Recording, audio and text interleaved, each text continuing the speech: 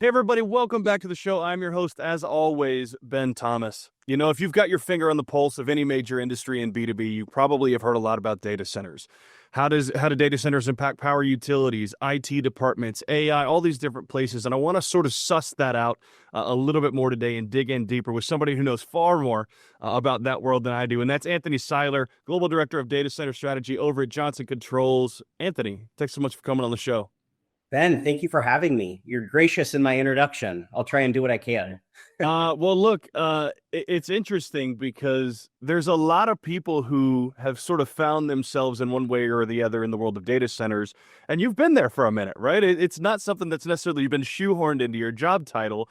You're somebody who has that level of expertise. So I want to set the table sort of like this for those of us really who come from a lot of different tangential industries and maybe for the first time have to have real meaningful conversations about data centers, everything from hyperscalers all the way to the more localized and regional ones. What are sort of some of the demands and drivers of this massive appetite for data centers? Yeah, it's a great question, and I think what's leading a lot of the conversation and headlines everywhere. So, it's interesting. We find ourselves in the most dynamic industry, I would say, not just right now, but some would argue in history. And if you look at the CAGR growth of all the components that are playing a part in it, it's very, very interesting. We find ourselves in a very exciting but interesting time frame. So the probably the main thing that I think most people know of is the race to AGI, right? So artificial generative intelligence, which is basically the human intelligence. So think about the open AIs of the world and all the chat GPT models, the XAIs, the Groks, the DeepSeek R1s, and then now many of the hypers, all racing towards this AGI and who's going to get there first. And so we're seeing that the amount of high powered compute just growing exponentially.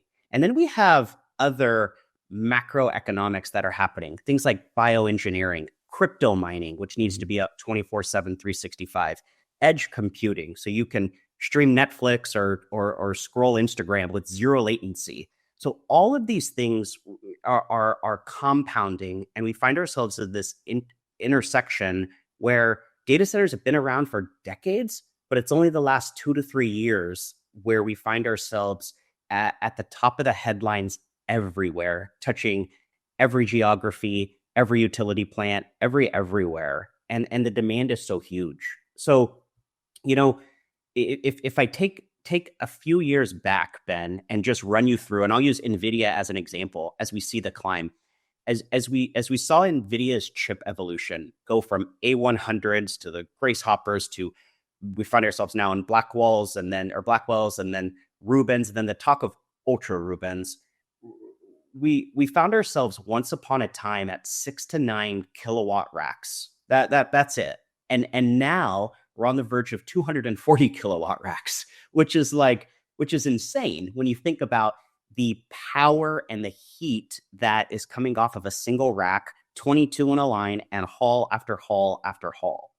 And then the talk of 600 kilowatt racks and 1 megawatt racks. It's actually unfathomable based on where we once came from in the 6 to 9 kilowatt rack range. But that's the evolution that we find ourselves in, this age of computing. And where I find myself is not only just understanding all of that from an industry perspective, but now enter cooling. I mean, we have the unique privilege as Johnson Controls to cool the internet. And so when I talk about cooling, it's the entire thermal chain. So the thermal management chain, because I'll reference one of my old colleagues that said data centers are just like babies. They need feeding and they need comfort. Feeding is the power, comfort is the cooling. And those are the two things that data centers need. And so we find ourselves in the thermal management chain, the ability to capture the heat, transfer the heat, and reject the heat into the atmosphere. So that's where we find ourselves, and a little bit of context for your listeners out there on why the demand and why we see data centers in every headline news media outlet everywhere. I hope that helps a little bit. It does. I'll tell you what's really interesting, Anthony. We'll probably dig into some vertical use cases, applications, how sort of the world of data centers crosses over. But you threw out some big numbers there, and my mind immediately goes, to we live in a world where a lot of corporate initiatives and things like ESG are really, really important. And I hear data centers and my mind says, oh, my power draw is 3, 4x what it used to be. My output is 3, 4x what it used to be. How does that sort of jive with this transition and demand for ESG, sustainability, things like that? And like I said, we'll dig into the specifics about vertical use cases, but my mind immediately goes there and says, how in the world do we have these conversations at the same time? Oh, it's it's such an interesting question. It's one that I think is, or I know is at the forefront of everyone's minds. If you think about we need to steward our resources well. That's for sure, right? And to put it in perspective for all your listeners and for you, Ben, like 1 gigawatt of a cluster campus is equivalent to 1 million homes. So Oh, 1 million homes hitting the grid when they say we're going to do 1 gigawatt of an infrastructure, land and shell, or 2 gigawatts, and some are talking about 3 gigawatts. That's 1 million home a gigawatt hitting the grid. It's like a little metropolis entering the utility grid and using power and water. And data centers aren't necessarily the prettiest to look at, and they're noisy, right? So there's a lot of good neighbor concepts that we need to understand and we need to do better at. So it is on top of everyone's minds. You mentioned power and usage, and I live in California. We barely can handle what we have now with all of our electric cars, and so experts are saying by 2027, the North America's power consumption just for data centers alone could be anywhere between 6 and some say 9% of the entire North American power grid used for data center consumption.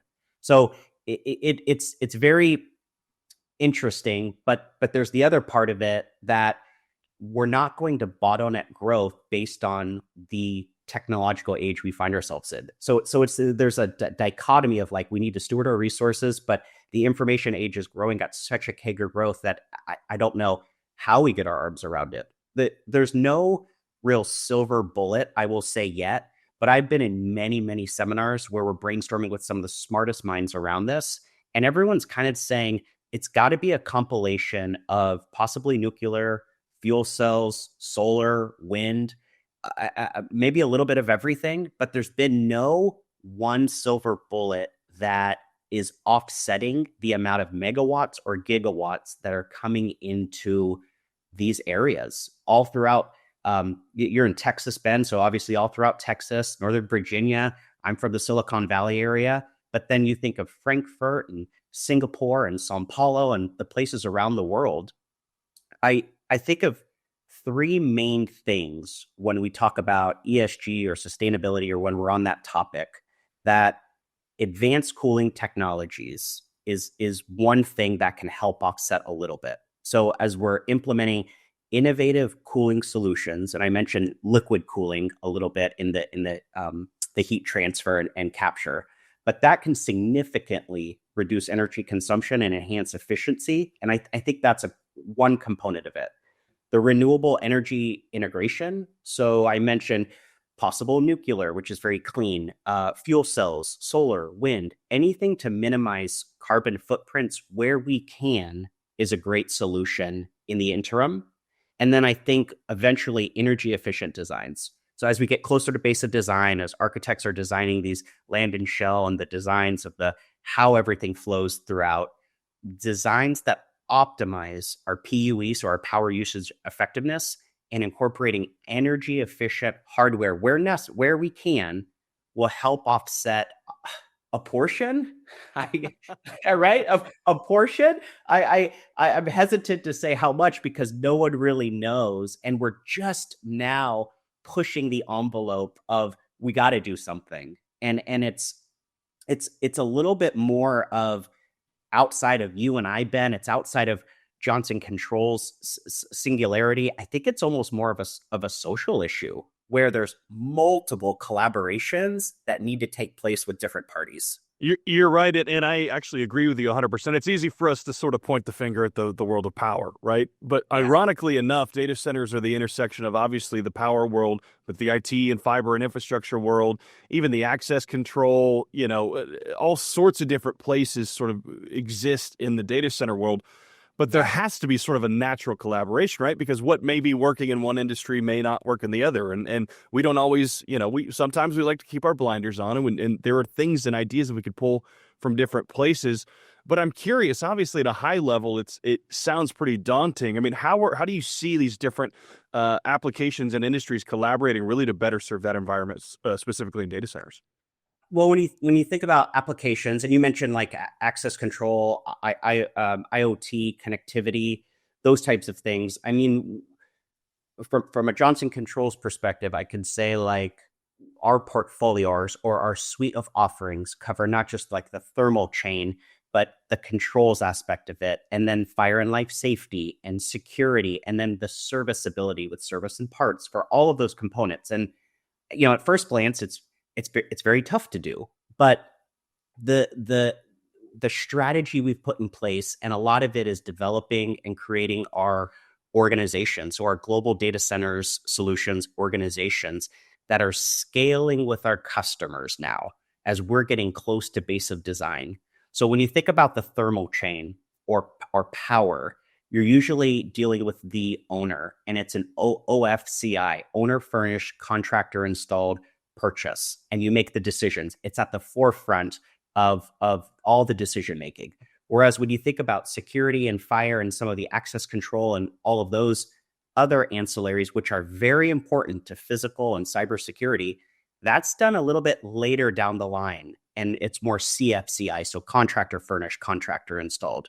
But the way we've set up our organization is we have technical sales engineers, highly technical, that would develop and the base of design and help templating and specs, and how do you create uniformity of those templates, whether you're implementing in the US or I mentioned Frankfurt or Singapore and South America, wherever there's fiber and energy consumption and availability. How do we bring those solutions and co-architect, co-author that together as it gets closer to base of design? Well, I think it's a great question. We are currently doing that now as we're bringing everything together. It's not easy, right? It's not as fluid as we would like. There's When you think about all the hyperscalers or the first tier colos, think about the purchasing teams that are involved. Some of them don't even talk to one another. And so how do we just not only create our solution suite to bring to the table, but how do we get all of their heads nodding in the right direction? And we generally or historically have worked with operators and facilities and engineers at these data center sites, whereas now we're starting to interact with IT. So when you think about the unified management platforms, or what we would say the DCIM, data center infrastructure management, how do our solutions integrate with that as they are looking at their critical assets? The easiest we can be to our customers in doing business and providing solutions that get to where they need to be, the better off we're going to be. Well, look, Anthony, obviously all that's great in theory, right? If all the channels of communication were all open all day, every day, we'd live in a much different world. But obviously there are some sort of threats and challenges, right? And there's some people who want to retain a little bit of autonomy. But the reality is as we expand our stakeholders and use cases, we have to be able to sort of speak the language, right? Whether that's a grid operator who knows my power draw requirements are going to go up 10x in the next 5 to 10 years. How do I manage that, but also manage the building automation, the facility side of things, the security? I need the utility to come run the dang fiber to the thing. How do you sort of manage those different personalities and stakeholders? And maybe what are some of the challenges you've seen, and maybe how can we overcome those? I It's a great question. We run into it every day, Ben. And I think the Me first too. thing, Me yeah, too, yeah, by the you way. And I don't too. run a data center. Yeah, that's right. I think the first thing we just need to have, and this is just general for all of humanity, is like grace, just overarching grace for everyone's role. I think that everyone is doing the best that they can. And we need to think about that along with grace, realizing or recognizing that everybody once upon a time was from a different industry. Most of the people that I deal with 3 years ago did not set out to be in the data center space, right? It's the demand on compute, the high compute power. It's the CAGR growth of AGI. All of that are bringing multiple core competencies, I'll say, into the data center space. So we're all learning together, and I think if we take that approach, it helps us a little bit in understanding and grace upon one another. But I would say like the challenges that we have seen and a little bit of what we've been over to overcome is we could have a little bit of a diverse operational, I would say, priorities, if you will. So when each industry has unique objectives or operating needs, I think making true alignment can be challenging. And so that ultimately leads to communication. Communication is key, and setting expectations up front is key. And so we have a potpourri of core competencies now working together for one common goal. And how do we get our arms around that? And I think understanding the communication gaps, where we see a lack of effective communication channels between multiple stakeholders, as you mentioned, we can start to lead to understanding a little bit where we need to be, the gaps we need to fill, and have everyone understand a little bit of one another in a way. And so I think it's an ongoing challenge, but I see it getting better and better, every month, every year that we're rowing in the same direction in this space together. We have to remember it's still fairly new in a way. It's about 2 to 3 years old, and people every day are jumping in this industry because they can offer wonderful, if it's strategy, if it's innovation, wonderful ways to lead and develop, go to market, all of those things. And so it's a great question and ongoing ways to remedy that for sure. Anthony, I'll tell you this. I'm going to steal that. A potpourri of core competencies might be my new podcast title. It's interesting, right? You talked about sort of the industry being, I don't know that in its infancy is the exact right word, right? But relatively immature. We like to pretend that we have all the answers to things. The reality is we don't, right? But Yeah.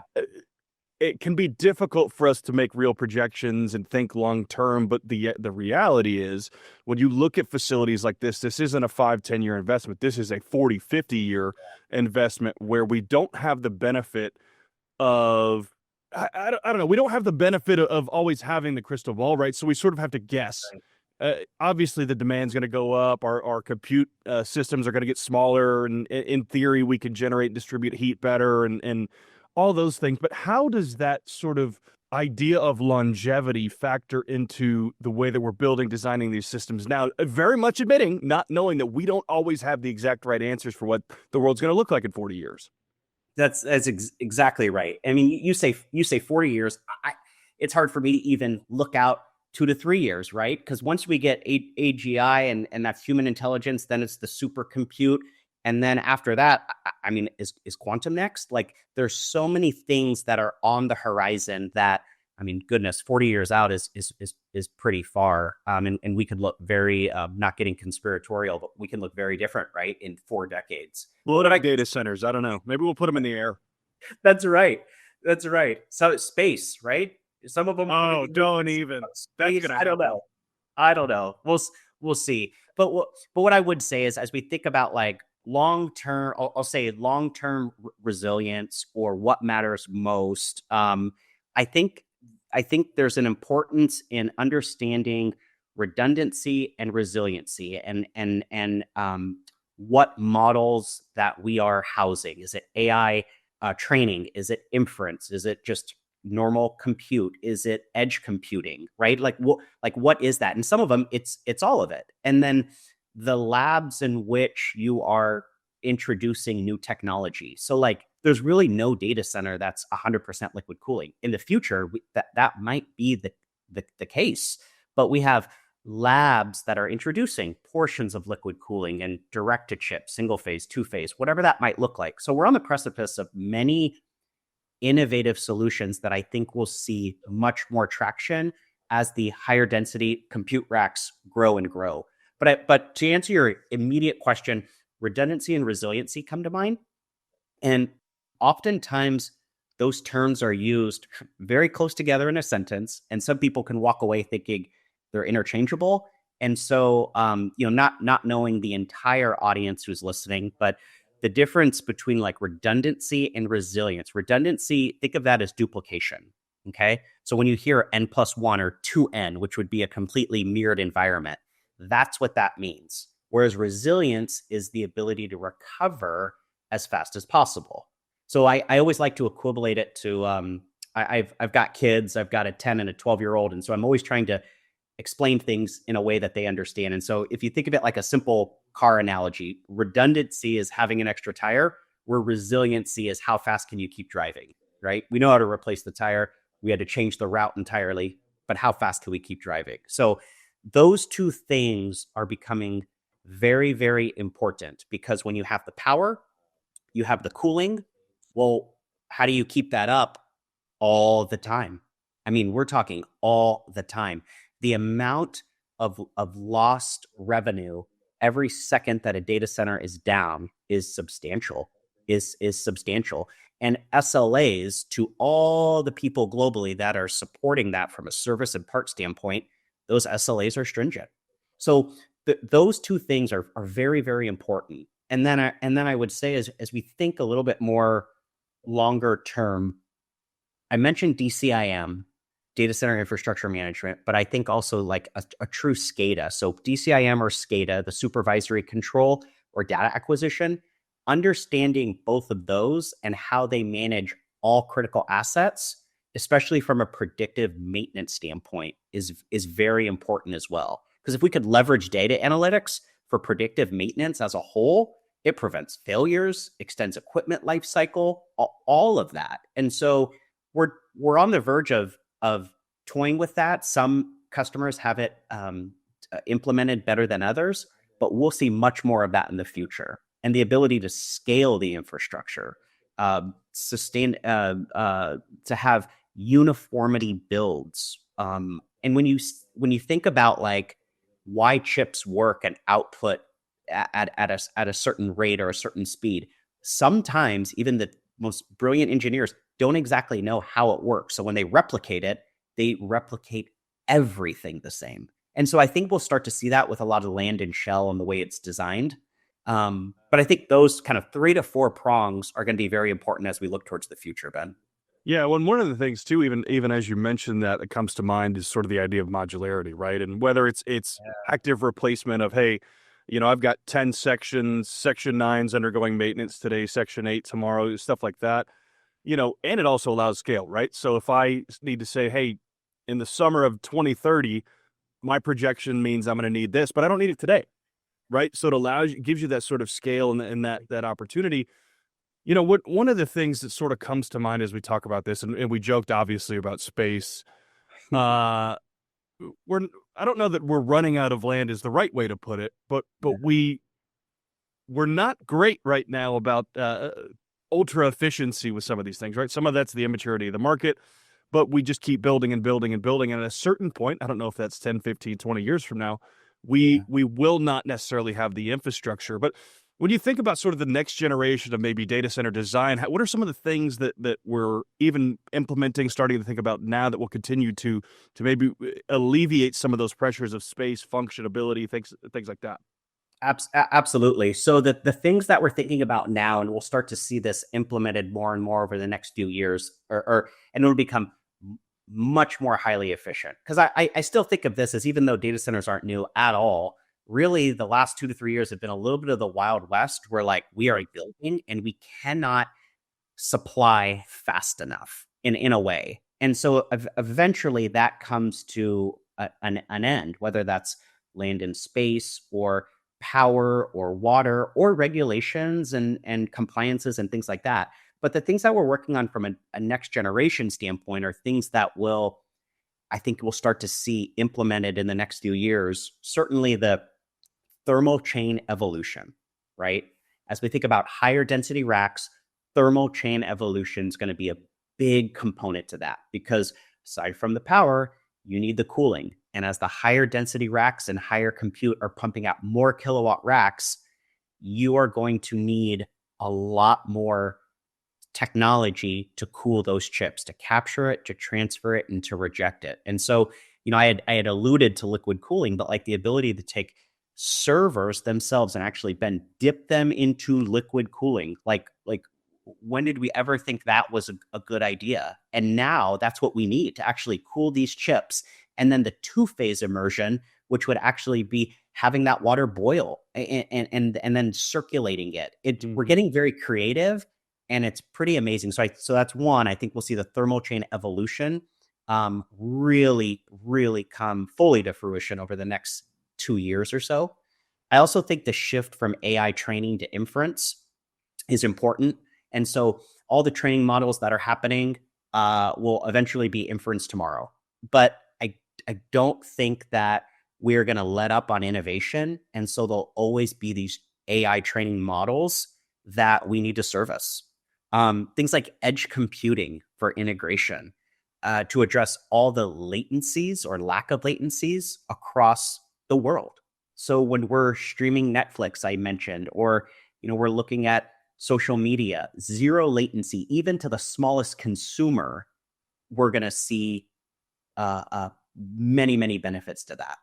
I also think sustainable construction practices, even though that becomes a little bit more of a social issue with many collaborative parties involved, but anytime we can use sustainable materials or construction methods to reduce the environmental impact or support any green initiatives is always something that we're going to start to is always great, but it's going to be something we're going to start to see more and more of as regulatory compliances start to hit these builds.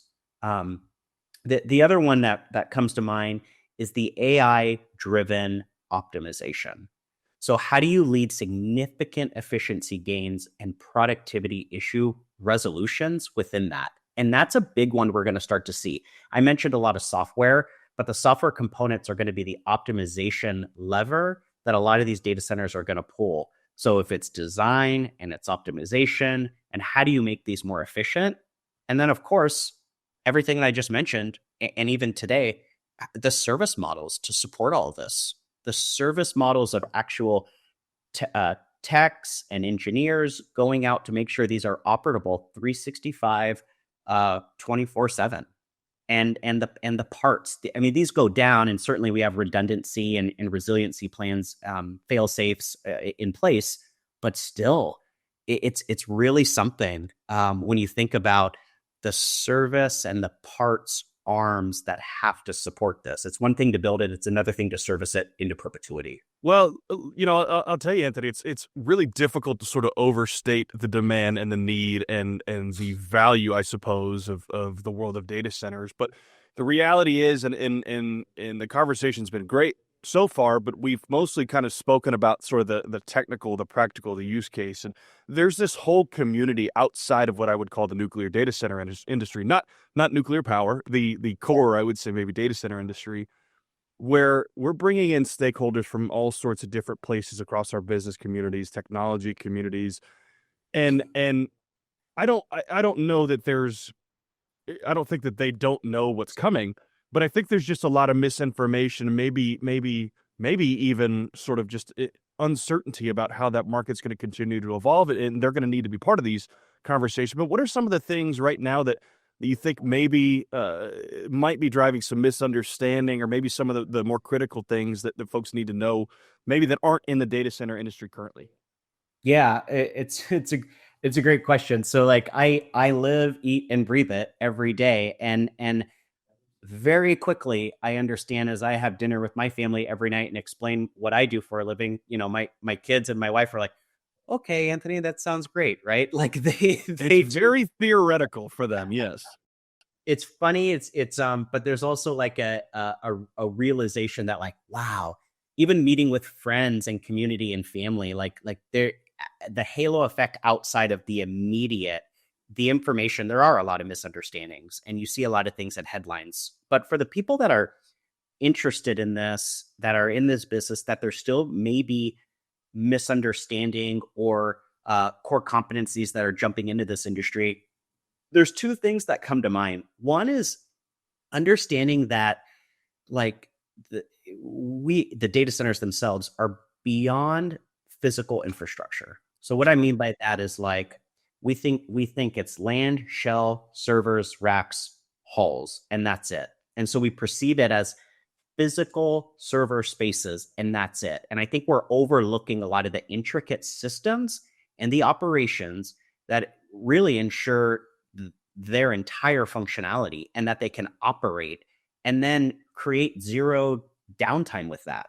I mean, I like to think of it as these are real ecosystems, and we're creating ecosystems, and they are supporting the brains in which the future is going to uh I mean, I could almost say rely on, but like really foundational pieces that data centers are housing. And so if we start to think of them as ecosystems as opposed to just beyond physical infrastructure, we'll start to appreciate how valuable they actually are, and therefore the care in which we need to put on them. The other thing that's interesting is AGI's role, so artificial generative intelligence's role in digital transformation. So like we already know data centers, they play a pivotal role in understanding and enabling digital services, but the innovation that comes with that is so underappreciated. And it could be that people just don't know. It could be that no one's really sat down to explain it with them.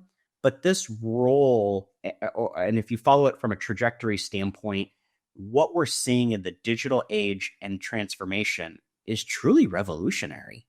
And the only thing I can equivalate it to would be like the Industrial Revolution, which even then doesn't even come close to what we're experiencing now. And I grew up. I was born in the mid late '80s, and I grew up in the '90s. And when I went to school and high school, there were no phones, there were no iPhones, and now we hold iPhones in our pockets that have the same compute power as a PS4 from like 9 years ago. It's crazy. And so for me to see the evolution of the internet coming into the home, the iPhone take place, even when I went to school in undergrad, there wasn't a lot of computers out there with people taking notes.